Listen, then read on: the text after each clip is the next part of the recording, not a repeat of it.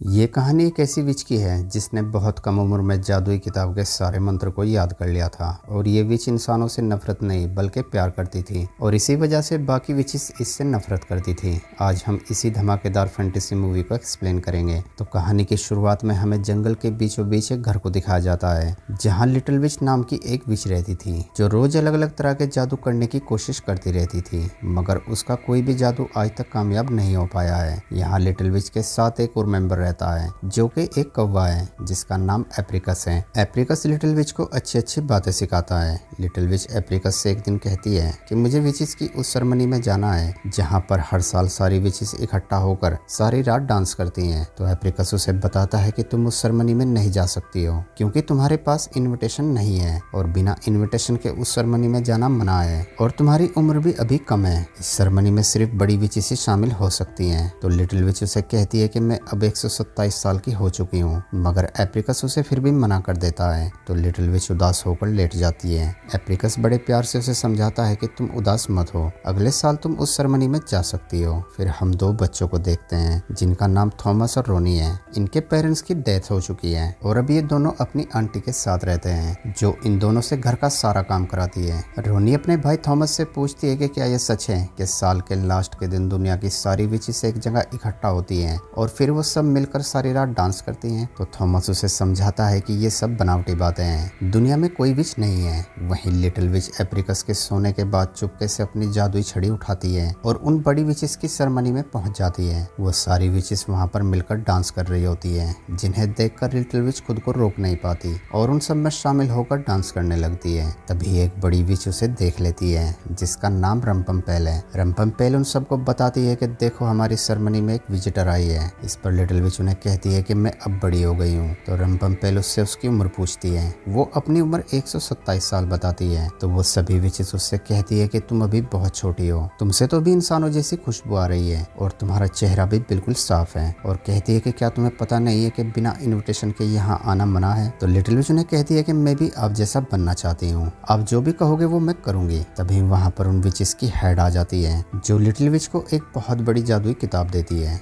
और उसे कहती है कि इस किताब को तुम्हें 1 साल के अंदर पूरी याद करनी है और अगले साल इसी दिन तुम्हारा टेस्ट होगा। अगर तुम इस किताब के सारे मंत्र को याद कर लेती हो तो फिर तुम्हें भी इनविटेशन भेजा जाएगा। लिटिल विच खुशी खुशी इस टास्क को एक्सेप्ट कर लेती है और वहाँ से जाने लगती है। तभी सारी विचेस अपनी हेड से कहती हैं कि हम इसे ऐसे नहीं जाने दे सकते, इसने जो बिना इनविटेशन के यहाँ आने की जरूरत की है, इसे कोई तो सजा मिलनी चाहिए। तो वो सबसे बड़ी विच लिटिल विच की जादुई झाड़ू को जला देती है, जिसके बाद लिटिल विच उस भारी भरकम किताब को अपनी पेट पर उठाकर अपने घर आती है और एप्रिकस को वहाँ की सारी बातें बताती हैं। तो एप्रिकस उसे कहता है कि उन्होंने तुम्हें जिंदा कैसे छोड़ दिया। तो लिटिल विच उसे बताती है कि उन्होंने मुझे पनिशमेंट के तौर पर ये जादुई किताब दी है जो मुझे 1 साल में पूरी याद करनी है। इस पर एप्रिकस उसे कहता है कि ये तुम्हारे लिए पनिशमेंट नहीं बल्कि तुम्हारे लिए एक बहुत बड़ा मौका है। अगर तुम इस किताब को पूरा याद कर लेती हो तो तुम दुनिया की सबसे ताकतवर विच बन जाओगी, जिसके बाद तुम पर कोई पाबंदी नहीं होगी, मगर इसे याद करने के लिए तुम्हें बहुत ज्यादा मेहनत करनी होगी। लिटिल विच कहती है कि मैं जरूर करूंगी क्योंकि मुझे उस विच रंपमपेल से अपना बदला लेना है। और फिर लिटिल विच एक ड्राइंग बनाती है और एप्रिकस से कहती है कि मैं उसे एक दिन अपने जादू से ऐसा ही बना दूंगी।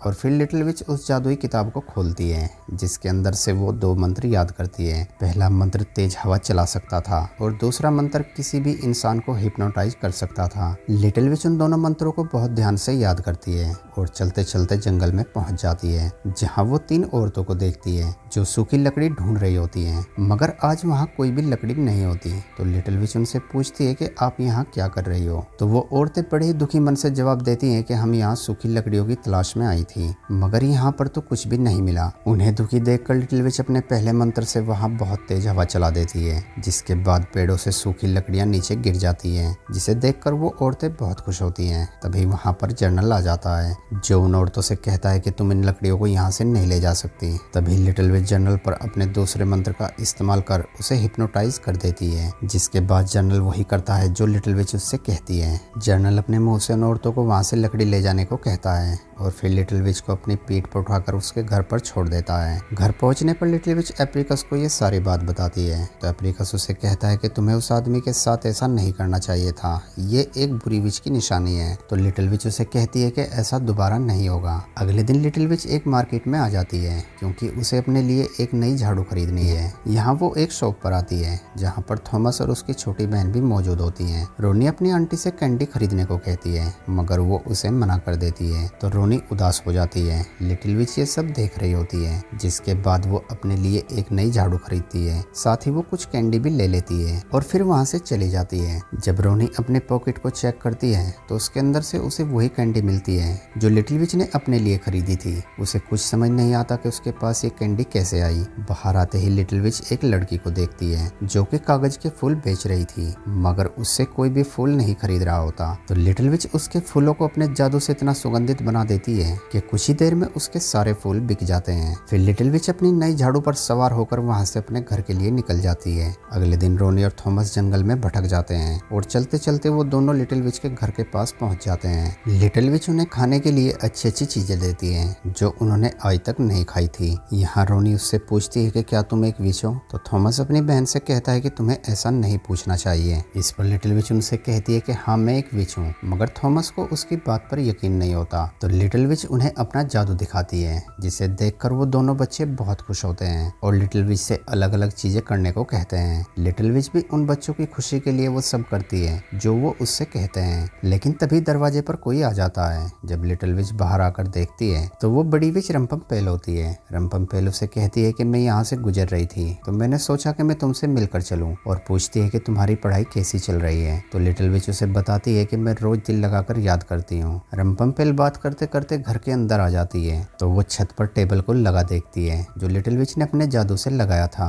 लिटिल विच उसे बताती है कि मैं आज सफाई कर रही थी। तो रंपमपेल उसे कहती है कि कोई भी विच फ्राइडे के दिन जादू नहीं करती है। तभी रंपमपेल को वहाँ थॉमस और रोनी की खुशबू आने लगती है। तो रंपमपेल उससे पूछती है कि क्या तुम्हारे अलावा यहाँ कोई और भी है, मगर लिटिल विच उसे मना कर देती है। तभी थॉमस को छींक आ जाती है, जिसकी वजह से लिटिल विच को भी छींकना पड़ता है ताकि रंपमपेल को लगे कि यहाँ और कोई नहीं है। रंपमपेल को लिटिल विच पर शक हो जाता है। वो सारी बातें अपनी डायरी में लिखती रहती है और कुछ देर बाद वहाँ से चली जाती है, जिसके बाद लिटिल विच उन दोनों बच्चों को उनके घर भेज देती है। मगर रंपमपेल ये सब छुप कर देख रही होती है और अपनी डायरी में लिख लेती है। इसके बाद एप्रिकस लिटिल विच से कहता है कि तुम्हें अपना जादू किसी के सामने नहीं दिखाना चाहिए, ऐसा करने से तुम्हारी जान को खतरा हो सकता है। तो लिटिल विच उससे कहती है कि मैं उन दोनों बच्चों को बस खुश देखना चाहती थी। तो एप्रिकस उसे कहता है कि तुम अपना पूरा फोकस उस जादुई किताब पर रखो। और इसके बाद 1 साल तक लिटिल विच रात दिन उस किताब को याद करती है ताकि वो हर एक मंत्र को अच्छे से बोल सके। फिर सर्दियां आ जाती हैं। लिटिल विच बहुत ज्यादा खुश होती है। वो एप्रिकस को बाहर बुलाती है, मगर सर्दी लगने के कारण एप्रिकस मना कर देता है। अगले दिन लिटिल विच मार्केट में जा रही होती है तो वो वहाँ कुछ बच्चों को देखती है जो खेल रहे होते हैं। लेकिन तभी वहाँ पर 2 बदतमीज बच्चे आकर उन्हें तंग करने लगते हैं। तो लिटिल विच उन्हें सबक सिखाने के लिए अपने जादू से उनका पैर बर्फ में जमा देती है, जिसकी वजह से वो बच्चा गिर जाता है, जिसे देखकर बाकी बच्चे बहुत खुश होते हैं। मगर तभी लिटिल विच देखती है कि वो बच्चा बहुत ज्यादा उदास हो गया है। तो लिटिल विच समझ जाती है कि इस बच्चे के अंदर की कड़वाहट का कारण कुछ और है और इसीलिए लिटिल विच उस बच्चे का पीछा करती है। तो वो देखती है कि एक आदमी उस बच्चे को धक्का देकर वहाँ से चला जाता है, जिसके जाने के बाद लिटिल विच उस बच्चे से पूछती है कि क्या तुम किसी बड़ी मुसीबत में हो? तो वो बच्चा उसे बताता है कि जिसने मुझे धक्का दिया है वो मेरे डैड हैं, जिन्हें जुआ खेलने की बुरी लत है। वो सारे पैसे उसी में बर्बाद कर देते हैं और फिर हार का गुस्सा मुझ पर निकालते हैं। तो लिटिल विच उस बच्चे से कहती है कि मुझे उस जगह पर लेकर चलो जहाँ ये लोग जुआ खेलते हैं। वो बच्चा लिटिल विच को लेकर वहाँ पर पहुँच जाता है जहाँ उस बच्चे का फादर खेल रहा था। तो लिटिल विच उस बॉल पर अपना जादू कर देती है, जिसके कारण वो बॉल बार बार दीवार पर जाकर टकराती रहती है, जिसकी वजह से वो पूरी जगह टूट जाती है और उस बच्चे के बाप को वहाँ से धक्के मारकर निकाल दिया जाता है। तो वो बच्चा अपने पिता के पास आता है और उसे उठाने लगता है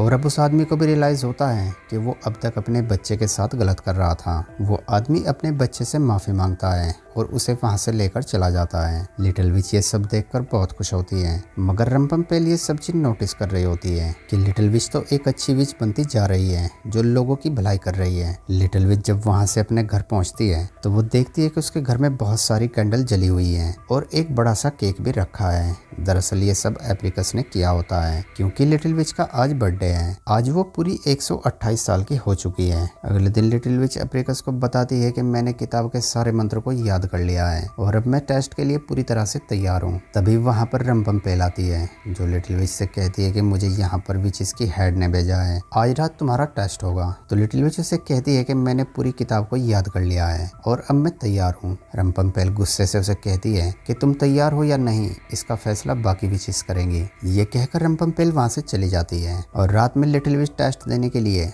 उसी माउंटेन पर पहुंच जाती है, मगर वहां पर कोई भी नहीं होता। तो लिटिल विच आवाज लगाने लगती है। वो कहती है कि मैं टेस्ट देने आई हूँ और तभी अचानक वहां पर बहुत सारी विचेस आ जाती हैं। विचेस की हेड उसे कहती है कि क्या तुम तैयार हो, और फिर वो सारी विचेस लिटिल विचेस को अलग अलग जादू करने को कहती हैं, जो कि लिटिल विच बिना किताब को देखे ही कर देती है क्योंकि वो पूरी किताब अब लिटिल विच के दिमाग में सेव हो चुकी है। ये देखकर वो सारी विचेस बहुत खुश होती हैं। विचेस की हेड लिटिल विच से कहती है कि तुम अपने टेस्ट में पास हो चुकी हो और अब तुम भी हर साल यहाँ आ सकती हो। मगर तभी रंपम्पेल उन्हें बताती है कि मैंने पूरे साल इस पर नजर रखी है, ये हमारी तरह नहीं है, ये तो एक अच्छी विच है जो कि इंसानों की मदद करती है। मैंने ये सब अपनी आंखों से देखा है। ये सुनकर विचेस की हेड लिटिल विच से कहती है कि ये तो तुमने बहुत बड़ी गलती की है, तुम इंसानों की मदद नहीं कर सकती और खास तौर पर बच्चों की तो बिल्कुल नहीं, क्योंकि बच्चों से ही तो हमें शक्ति मिलती है। तो लिटिल विच अपनी सफाई में उन्हें कहती है कि अगर मैंने इंसानों की मदद कर दी तो इसके अंदर बुरा क्या है, और ये बात आज से पहले मुझे किसी ने नहीं बताई थी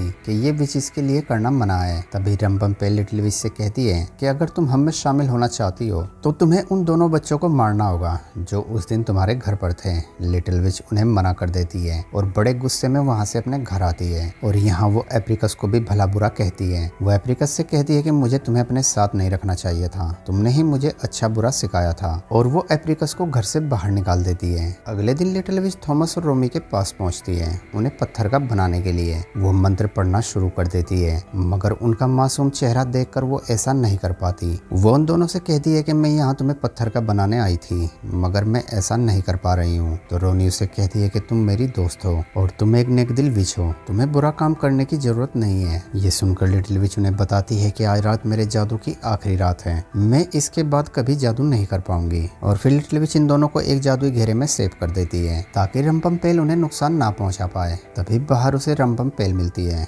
जो उसे कहती है कि अगर तुमने इन बच्चों को नहीं मारा तो मैं मार दूंगी। तो लिटिल विच उसे कहती है कि मैं तुम्हें किसी भी बच्चे को नुकसान नहीं पहुंचाने दूंगी। और फिर लिटिल विच वहां से अपने घर आ जाती है और वो जादुई किताब को जलाने का फैसला करती है क्योंकि उसे लगता है कि अगर जादुई किताब खत्म हो जाएगी तो वो सारी विचेस भी खत्म हो जाएंगी, क्योंकि उनमें से एक भी विच बिना किताब को देखे एक भी मंत्र पढ़ नहीं सकती। और लिटिल विच सारी तैयारी कर वहां से जाने लगती है, मगर जब वो अपनी पॉकेट में मैच बॉक्स डालती है तो वो मैच बॉक्स वहीं गिर जाती है। लिटिल विच वहां से उसी माउंटेन पर आ जाती है। आज की रात वही रात होती है जब विचेस सारी इकट्ठा होकर डांस करती थी। लिटिल विच अब सबसे पहले उन सारी विचेस की जादुई झाड़ू को जला देती है और अगले मंत्र से उन सारी जादुई किताब को वहां पर बुला लेती है और उन्हें भी आग के अंदर झोंक देती है। और अब बस सबसे बड़ी जादुई किताब ही बची होती है। तो लिटिल विच उसे जलाने लगती है। तभी वो देखती है कि उसकी पॉकेट में वो मैच बॉक्स नहीं है। यही एक मिनट के लिए वो मंत्र को भी भूल जाती है। तो वो सारी विचेस उस पर भारी पड़ने लगती हैं। मगर तभी वहां पर मैच बॉक्स लेकर एप्रिकस आ जाता है, जिसके बाद लिटिल विच